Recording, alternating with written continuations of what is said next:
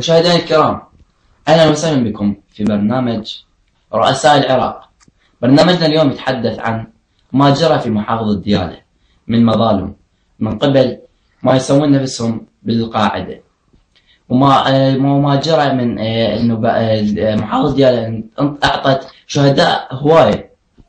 واليوم عندنا ضيف يريد يتحدث لنا عن ما جرى وش راح يصير بالمستقبل، وما راح نعرفكم عليه الا بعد الفاصل. ناخذ فاصل ونشوف. احنا اهل الغيرة الاصلية ولد الملحة والغربية، احنا اهل الغيرة الاصلية ولد الملحة والغربية، دلتنا بالعز مملية ومملية بعز دلتنا، مملية بعز دلتنا، مملية بعز دلتنا، مملية بعز دلتنا. خاف انت ما سامع بينا، احنا المحد يدق بينا، خاف انت ما سامع بينا. أهلا وسهلا بكم مشاهدينا الكرام من بعد الفاصل. اليوم ضيفنا هو محافظ ديالى الجديد الأستاذ حسين الطائي. أهلا وسهلا بك ضيفنا. أهلا وسهلا بك أستاذ حيدر على الضيافة الكريمة. أستاذنا الكريم، احنا نريد اليوم تنطينا نبذة مختصرة عن ما سيحدث في محافظة ديالى، لأن شفنا المواطنين هواي شكوا عن ما حدث من تفجيرات واختطافات. أريد أن نطمن المواطنين بعد استلامك السلطة في محافظة ديالى كمحافظ. أريد أن نطمن المواطنين وتقول لهم ايش راح يحصل من قبل الجهات الأمنية ومن قبل المقاولين الذين سوف يعطونا المحافظة ديالى جمالية. بداية بسم الله الرحمن الرحيم. من بعد أن استلمت السلطة سوف أبذل جهدي لكون ديالى تزهو بالنصر، وسوف نطوع عدد كبير من قوات الشرطة والجيش والنجدة. وبالنسبة للشوارع والمدارس والدوائر الحكومية التي تهدمت في التفجيرات الإرهابية سوف نبنيها ونجعلها أجمل مما كانت. أستاذ، العذر عن المقاطعة، إنه إحنا بالنسبة لليتامى والأرامل، نسوان الأرامل وعوائل الشهداء، ماذا سوف تخصصون لأجلهم؟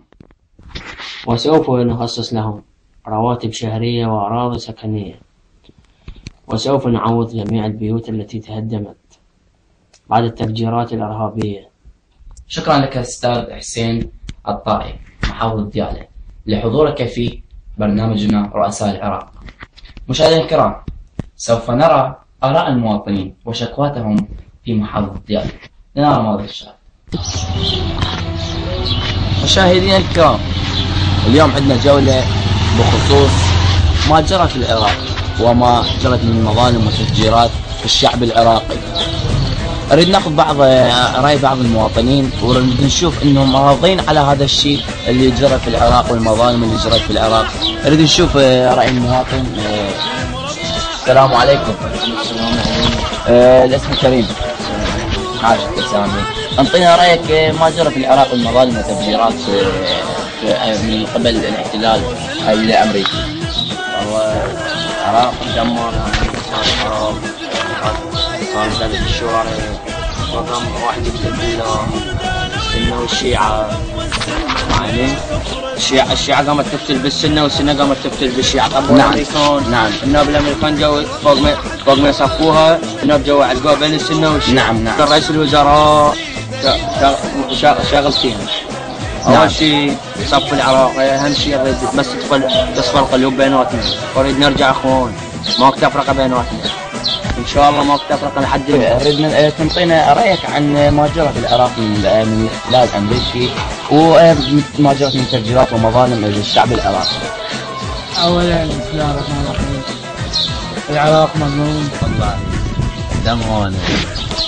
دمروا الشعب. نعم.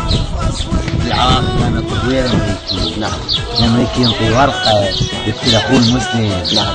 وين صايره يا اسلام؟ اكو واحد يقتل اخوه المسلم. نعم. وين بيا تاريخ. هسه انا اتزوج اخاف اطلع لبغداد. ليش؟ خاف يقتلوني. تنطينا رايك عن ما جرى في العراق من قبل الاحتلال الامريكي ومن قبل ما يسمونه بالقاعده بالتفجيرات وما ظلم العراق. والله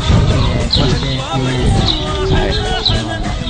احكي لنا، انطينا يعني شنطي اشتعل بهات من ذاك الوقت هالوقت. صحيح. زين شو توصل النور المالكي؟ شنو رسم الرساله؟ والله على الراس. شو توصل له شو؟ وش ما قلت؟ احنا وبشرى للوحة. تسلم لي حبيبي. حيدر عامر، قناة ليز من منطقة الوادر الهورة. مشاهدينا الكرام، إلى هنا انتهت حلقة اليوم من برنامج رؤساء العراق على شاشتنا ليز الفضائية. سوف نلتقيكم في حلقات أخرى ومع مسؤولين آخرين. انتظرونا في حلقتنا الجديدة، وبكم مع ألف سلامة.